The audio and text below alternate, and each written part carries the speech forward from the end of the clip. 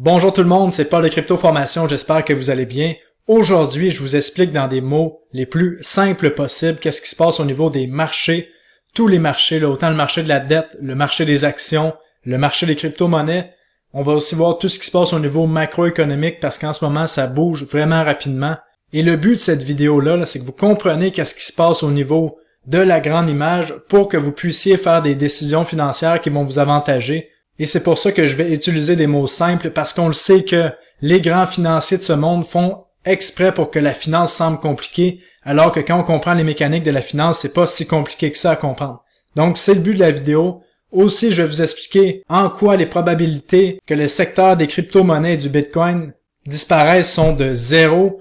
Et je vais vous expliquer comment que les riches font pour profiter de l'inflation en plus de tout ça. Donc, si la vidéo vous intéresse, mettez un like, assurez-vous de l'écouter du début à la fin parce que je pense que ça va être vraiment intéressant. Et encore une fois, comme d'habitude, n'oubliez pas que je ne suis pas un conseiller financier. Donc tout ce que je dis dans la vidéo, ce n'est que mon opinion personnelle. Donc ceci étant dit, commençons la vidéo. Donc pour vous mettre ça dans des mots simples, en ce moment, il n'y a plus de libre marché. C'est les banques centrales qui vont dicter les tendances des marchés. Et on va voir que historiquement, c'est pas la première fois que ça arrive et que tout ceci finalement n'est qu'un grand cycle qu'on répète encore et encore. Et vous allez voir que la situation actuelle a des similitudes avec ce qui s'est passé en 1930 et en 1840. Et ça, on va en parler un petit peu plus tard dans la vidéo. Ce qui est le plus inquiétant en ce moment, c'est qu'on est en train de voir le marché de la dette qui est en train de s'effondrer. Comme on peut voir ici, les taux d'intérêt sur tous les bons du Trésor américain sont en train d'exploser à la hausse. Qu'est-ce que ça veut dire quand les taux d'intérêt sur des bons du Trésor augmentent? Ça veut dire que le prix des bons du Trésor est en train de s'effondrer, comme on peut voir ici avec la charte du TLT qui représente les bons du Trésor 20 ans au niveau des États-Unis.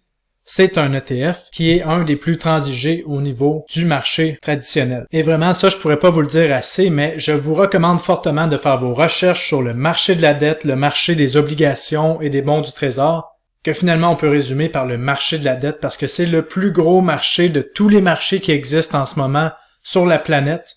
Et si le marché de la dette s'effondre, ça veut dire que c'est l'Armageddon financier. C'est pire qu'une bombe nucléaire. Plusieurs personnes vont mourir parce que le système financier va s'écrouler tout simplement comme un château de cartes parce que tout le système financier est adossé à de la dette. Et là, on voit le marché de la dette qui est en train de s'effondrer, sauf si on a une intervention des banques centrales, ce qu'on va voir un petit peu plus tard dans la vidéo. Et en plus de ça, rappelez-vous que la plupart des stratégies de tous les planificateurs financiers qui gèrent vos portfolios, si vous donnez votre gestion à quelqu'un d'autre, c'est la stratégie où est-ce que 60% en actions et 40% en bons du trésor. Et cette stratégie-là est supposée être sécuritaire parce que si on suit un index traditionnel, on sait que les actions rapportent environ 10% par année et les bons du trésor sont plutôt stables. Mais là, lorsqu'on regarde la gueule des bons du trésor et qu'on se rend compte qu'on a des chutes en ligne droite comme ça, et qu'on voit aussi le marché des actions en mauvaise posture, on se rend compte qu'il y a vraiment quelque chose qui se passe en ce moment. Et comme on voit dans l'article ici, on voit que le fameux portefeuille 60-40 est en train d'avoir sa pire année de tous les temps. Donc, éduquez-vous financièrement avant de donner la gestion de votre portefeuille à quelqu'un qui ne fait qu'appliquer des règles qu'il a lues dans un livre. Maintenant, pourquoi les bons du trésor sont en train de s'effondrer? Tout simplement parce qu'il n'y a personne qui veut racheter des dettes toxiques de pays. Et pourquoi est-ce qu'on parle du marché de la dette des États-Unis? Tout simplement parce que c'est le marché le plus gros qui existe au niveau du marché de la dette. Et il y a plusieurs pays qui détiennent de la dette américaine, comme on voit le tableau ici, là. Les plus grands détenteurs de dette américaine sont le Japon, la Chine et le Royaume-Uni, et en 4e position, les îles Caïmans. Et là, ce qui est en train de se passer, c'est que les pays qui eux-mêmes, leur marché de la dette est en train de s'effondrer, ne veulent plus acheter des dettes américaines parce qu'on sait que les dettes ne seront jamais remboursées, que les dettes sont toxiques. Mais ce qui fait que ces pays-là continuent d'acheter la dette américaine, c'est que c'est les alliés des États-Unis et souvent, lorsqu'un allié des États-Unis décide d'arrêter d'acheter de leur dette, étrangement, il y a une guerre qui se passe sur leur territoire. Mais en même temps, on voit les pays du BRICS, qui est l'alliance qui contient la Chine et l'Inde, la Russie, qui commencent à parler de faire une monnaie adossée à des matières physiques. En plus de ça, qu'est-ce qu'on est en train de voir, c'est qu'il y a plusieurs fonds de pension en panique qui sont en train de vendre des obligations pour éviter les appels de marge. Comme qu'est-ce qu'on a vu au niveau de la Banque centrale d'Angleterre que je vous expliquais dans ma vidéo juste ici, que la Banque centrale d'Angleterre a recommencé à imprimer de l'argent pour racheter ses propres dettes, ses propres bons du trésor pour les maintenir en vie, parce que sinon 90% des fonds de pension d'Angleterre tombaient à zéro en appel de marge parce qu'ils étaient en levier. Donc c'est assez terrible la situation qui se passe en ce moment. Et là, c'est l'Angleterre, c'est les premiers bons du trésor à vraiment pratiquement s'effondrer à zéro et on voit les banques centrales intervenir. Et là, il y a plusieurs autres pays que ça va faire la même chose parce que les bons du trésor sont en train de s'effondrer dans pratiquement tous les pays du monde. Et là, on a deux choix. Je vais vous mettre ça simple, là. Soit le marché financier s'effondre, c'est terminé, on s'en va vers un Armageddon financier, et on va voir le plus gros transfert de richesse qu'on a jamais vu, où est-ce que l'argent va se transférer vers les commodités, et même probablement les crypto-monnaies une fois que le crash sera terminé. Mais avant, on va souffrir énormément. Ou, la deuxième option, c'est que les banques centrales interviennent et recommencent à racheter de la dette, ou tout simplement pivotent, comme que je vous parle depuis déjà plusieurs semaines. Moi, je pense que les banques centrales vont finir qu'à pivoter, mais après tout, je travaille pas dans une banque centrale. Mais bon, on a déjà vu la Banque centrale d'Angleterre qui a pivoté, qui recommence l'impression monétaire pour sauver son propre pays. Et en fait, le système financier est un énorme jeu de dominos et tous les pays veulent être le dernier domino à s'écrouler. C'est pour ça qu'on voit des QE comme ça, là, de quantitative easing, ça veut dire imprimer de l'argent à partir du vide pour racheter des bons du trésor ou racheter des actions ou racheter n'importe quoi. Donc en ce moment, on a deux choix, soit que les banques centrales interviennent, comme que je viens de vous dire, et qu'on vient qu'à sauver le marché des actions qu'on voit ici, qui est en correction là, déjà de plus de 22% depuis son sommet en janvier 2022. Ou si les banques centrales n'interviennent pas et laissent le marché de la dette s'effondrer, on va voir le marché des actions s'effondrer d'encore un autre 80%. Pourquoi? Ben parce qu'on voit ici, on a eu la bulle de l'an 2000 où est-ce que c'était le marché des actions qui s'est effondré, si je reprends les mots de Mike Maloney. En 2008, on a vu le marché des actions et le marché de l'immobilier s'effondrer. Et là, en ce moment, on est en train de voir le marché des actions, le marché de l'immobilier et le marché de la dette s'effondrer. Et le plus gros de tous les marchés, c'est le marché de la dette et ça nous mènerait au plus gros crash qu'on a vu depuis 1930. Et pourquoi est-ce que tout le marché dépend de la dette? Ça, c'est la question qu'il faut comprendre. Ben, c'est parce que depuis le crash de 2008 qui a atteint son bas juste ici, la Banque centrale américaine s'est mise à imprimer de l'argent à partir de rien pour acheter des actions et des dettes toxiques. Et c'est ce qui a créé la bulle financière qu'on est en train de voir en ce moment. Donc, depuis 2008, la montée au niveau du marché des actions de 545% est poussée seulement et uniquement à 100% par l'impression monétaire, qui dilue, nous, le peuple, notre pouvoir d'achat et qui crée une inflation monstrueuse. Et je vous montre la preuve juste ici. Si on divise le S&P 500 par le money supply, donc tout l'argent qui a été créé par la Fed, la Banque centrale américaine, on voit la même charte ici. Ça, c'est le S&P 500, donc le marché des 500 plus grosses actions américaines divisé par le M2 Money Supply. Ben, vous regardez à quoi ça ressemble. Ici, on a la bulle de l'an 2000 versus ici la bulle de l'an 2000. Si on regarde le S&P 500 sur le dollar US, ici, on voit la bulle de 2008. Même je peux vous zoomer un peu la bulle de 2008 du S&P 500 sur le dollar US. Alors que la même bulle de 2008 se trouve juste ici, sur le M2 Money Supply. Ensuite, on a la correction. Et ensuite, virtuellement, le marché des actions a pas monté si on divise par la quantité de nouveaux dollars qui a été imprimés. Mais bon, si on reprend le dollar américain comme dénominateur, on se rend compte que le marché des actions a explosé. Ça, qu'est-ce que ça veut dire? C'est que la valeur du dollar US s'est effondrée par rapport au marché des actions. C'est juste ça que ça veut dire. Et là, vous venez de comprendre quelque chose. Bravo tout le monde. Je vous félicite. Vous venez de comprendre pourquoi les riches adorent l'inflation.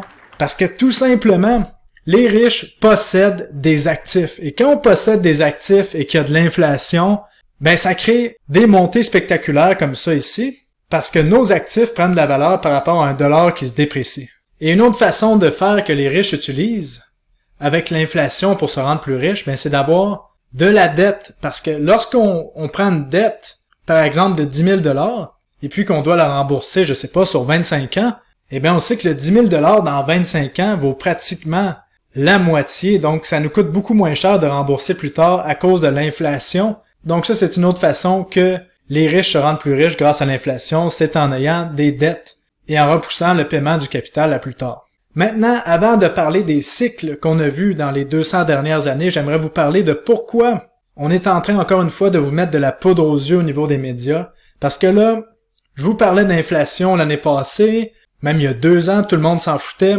Là maintenant, je vous parle d'inflation, tout le monde est au courant, mais ça c'est vrai, c'est parce que ça coûte plus cher à mettre du gaz dans l'auto, ça coûte plus cher à l'épicerie, donc là les gens se réveillent, ça commence à faire mal. Et là dans les médias de masse, on est en train de vous pousser l'idée que d'augmenter les taux d'intérêt, ça va vraiment changer quelque chose pour l'inflation et ça va l'aider à diminuer.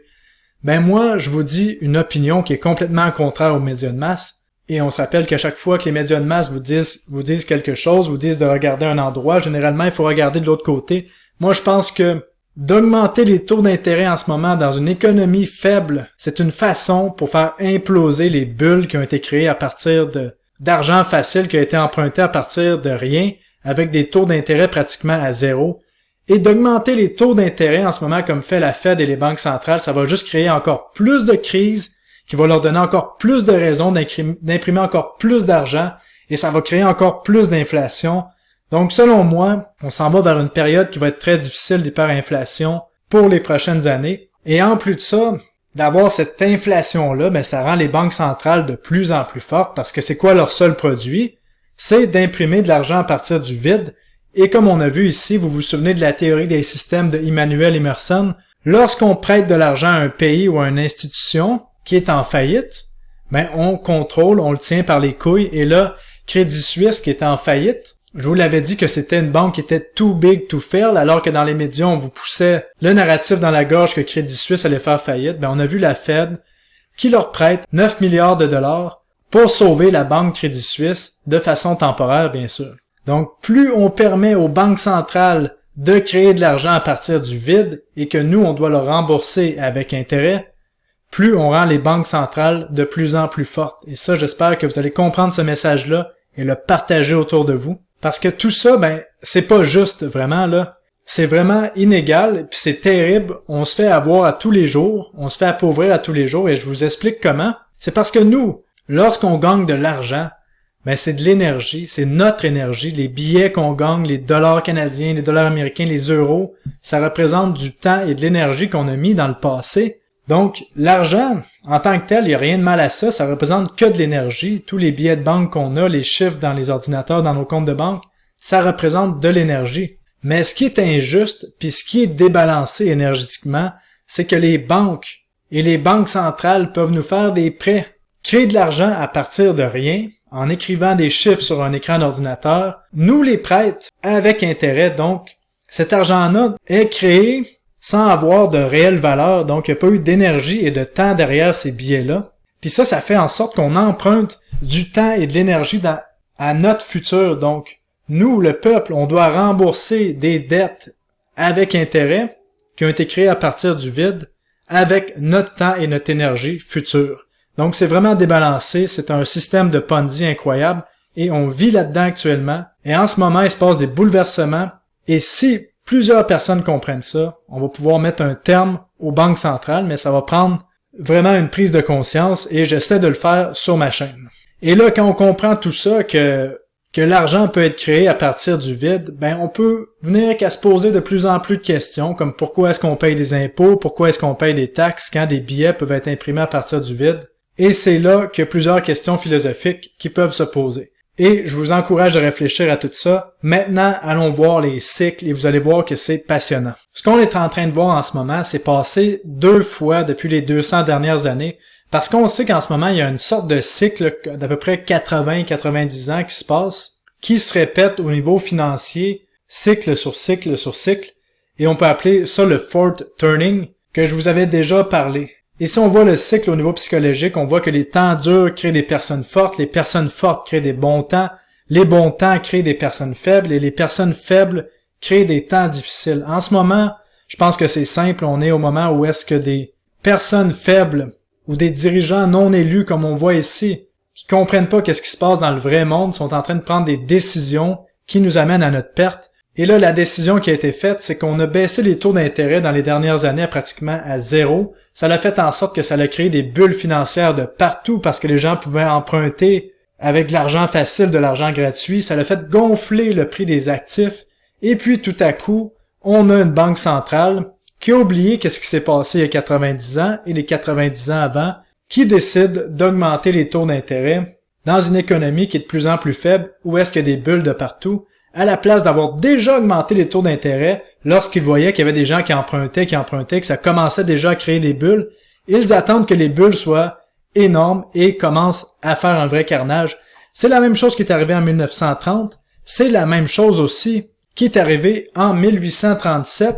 Qu'est-ce que je connaissais pas, que j'ai pu écouter dans une dernière entrevue. Je me suis intéressé à la panique qui s'est passée dans les années 1840 à 45, mais en fait de 37 à 45 si je me souviens bien, que c'était encore une fois la même chose qui s'est passée. On avait des taux d'intérêt très bas, l'économie semblait bien aller, et puis boum, on a augmenté les taux d'intérêt rapidement, et ça l'a créé, en 1840, en 1930, une dépression économique. Et là, avec des hommes faibles comme ça, qui sont en train de pousser les richesses vers le haut, vers leurs petits amis, ben ça risque de créer une dépression majeure, sauf si les banques centrales interviennent pour essayer de repousser le problème un peu plus loin dans quelques années, mais une dépression majeure va s'en suivre, c'est sûr, parce que là, l'infection est prise dans le marché, l'argent facile a contaminé le marché, et il y a des bulles qui sont créées à partir de partout.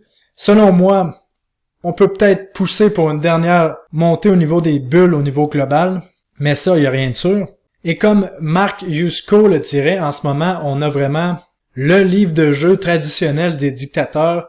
On met tous nos amis au sommet de la pyramide. On s'assure de créer de l'inflation pour que tous les actifs des gens qui sont au sommet de la pyramide gonflent et gonflent en prix. Ça crée des inégalités sociales.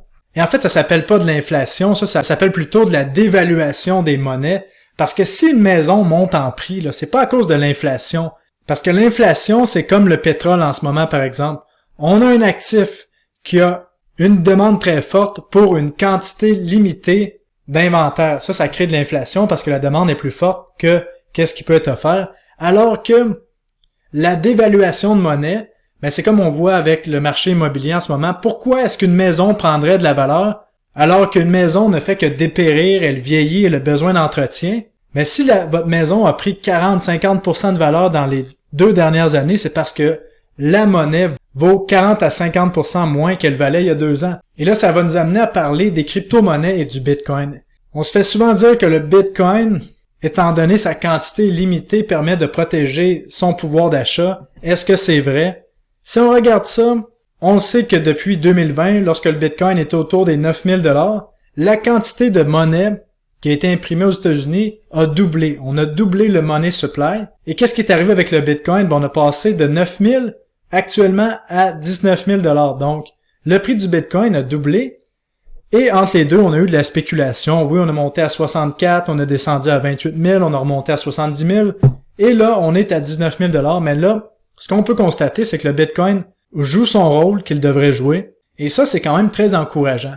Et un autre point qui est massif en ce moment, que pas grand monde voit, sauf les gens qui sont dans le milieu, et je me considère comme quelqu'un qui est dans le milieu, qui peut avoir certaines informations au niveau du marché des crypto-monnaies, mais c'est que le nombre d'argent et le nombre de talents de jeunes personnes dans la vingtaine, dans la trentaine qui entrent dans le monde des crypto-monnaies, c'est massif en ce moment. Les gens parlent de la bulle Internet qu'il y a eu dans les années 90-2000, comme si ça ne pouvait pas se passer de nouveau, mais ça se passe en ce moment sous nos yeux. Les gens qui ont plein d'énergie dans la vingtaine et dans la trentaine entrent dans le monde des crypto-monnaies. On a vu la même chose dans les années 2000-2010 où est-ce que c'était une entrée de talent massive dans tout ce qui était les réseaux mobiles, la téléphonie cellulaire, tout ce qui était mobile. Et là, on voit le même genre d'entrée de talent de jeunes dans le monde de la blockchain. Et pourquoi ça, c'est révolutionnaire? Ben, c'est parce que c'est les jeunes qui ont de l'énergie. C'est eux qui ont une vision différente de ce qu'avaient les personnes de l'ancienne génération et ça peut amener des nouveautés dans le monde. Et là, qu'est-ce que la blockchain amène au monde? Ben, 2 choses. Premièrement, c'est la vérité, la confiance. On n'a pas besoin de faire confiance à un parti tierce pour régler des transactions, pour des contrats. C'est le code informatique qui va le gérer. C'est ça que la blockchain amène. Et la deuxième chose, c'est qu'on va pouvoir réellement posséder nos actifs avec tout ce qui est le Web 3, les NFT, à la place que c'est les grosses compagnies qui vont contrôler nos données, ça peut être nous-mêmes. On peut détenir pratiquement tout maintenant avec les NFT. Toute l'économie va finir qu'à être tokenisée. On va réellement pouvoir détenir nos actifs avec la blockchain. Donc, on s'en va vers un monde futuriste et il y a des centaines de millions de dollars qui rentrent dans les nouveaux projets de crypto-monnaie. Et la blockchain est en train de complètement révolutionner le web et le monde financier. Et pour vous donner l'idée de puissance qu'a la blockchain, peut-être que je vous ferai une vidéo par rapport à ça, par rapport vraiment aux utilités de la blockchain. Qu'est-ce qui serait une bonne idée en fait? Mais c'est que si on prend le parallèle avec qu'est-ce qu'on a vu, avant les gens, pour se programmer, pour se faire dire quoi penser, les gens s'en allaient à l'église. Et c'était la religion qui leur disait quoi penser, les nouvelles, qu'est-ce qui se passait dans la communauté. Après, qu'est-ce qui a détruit l'église? Mais c'est l'arrivée des médias. Les médias, les journaux, ben là, les gens s'informaient avec les journaux disaient quoi penser aux gens. Après ça, ça a été la télé. Et là, qu'est-ce qui a défoncé les médias traditionnels? Ben, c'est les médias sociaux, que là, les gens, les plus jeunes du moins, ou la plupart des gens qui ont un téléphone mobile, maintenant prennent leurs nouvelles sur les médias sociaux, se font dire quoi faire par les médias sociaux, et ça a défoncé le secteur des médias traditionnels. Et la blockchain, c'est la même chose que les médias sociaux pour la finance, et on s'en va vraiment vers un nouvel ère. Donc de mon côté, c'est pour ça que j'accumule des crypto-monnaies, parce que selon moi, le ratio risque-récompense est du côté des crypto-monnaies, et même si on s'en va vers une dépression monétaire, au niveau du système financier traditionnel, je pense qu'il y a des technologies au niveau crypto-monnaie qui vont exploser à la hausse parce qu'elles seront vraiment utiles et utilisées. Donc, pour résumer la vidéo, en ce moment, c'est pas compliqué. Il y a deux choses qui peuvent se passer. Soit les banques centrales laissent mourir le marché de la dette et le système financier s'écroule et on s'en va vers une dépression monétaire qui va durer plusieurs années. Deuxième option, les banques centrales interviennent. Ça va créer une inflation monstrueuse qui est encore pire que ce qu'on a vu en ce moment. Les actifs à risque vont se remettre à monter, mais éventuellement, le scénario final reste le même. On s'en va vers une dépression monétaire parce que toutes les bulles financières finissent à exploser. Mais on peut repousser le problème à plus tard. Et comme on a vu dans la dernière section de la vidéo, les technologies de crypto-monnaie et de blockchain sont là pour rester. C'est une révolution dans notre monde. Et si vous écoutez cette vidéo-là, c'est que vous avez compris, je pense sérieusement. Donc bravo d'être là. Et je vous dis merci d'avoir été là pour la vidéo, j'espère qu'elle vous a plu. Et là, si jamais ça vous intéresse d'en savoir plus sur ce que je fais et bénéficier de mon rapport mensuel, de mon portfolio, de mes prises de position en direct, ben je vous invite à suivre mon groupe Patreon qui est juste ici. Le lien est dans la description de la vidéo. Et on a une belle équipe qui travaille vraiment fort pour vous et les gens sur le Patreon sont vraiment contents. Puis ça me rend vraiment heureux d'avoir les bons commentaires. Et n'oubliez pas de me suivre sur mes médias sociaux, Twitter et Telegram. Les liens sont dans la vidéo.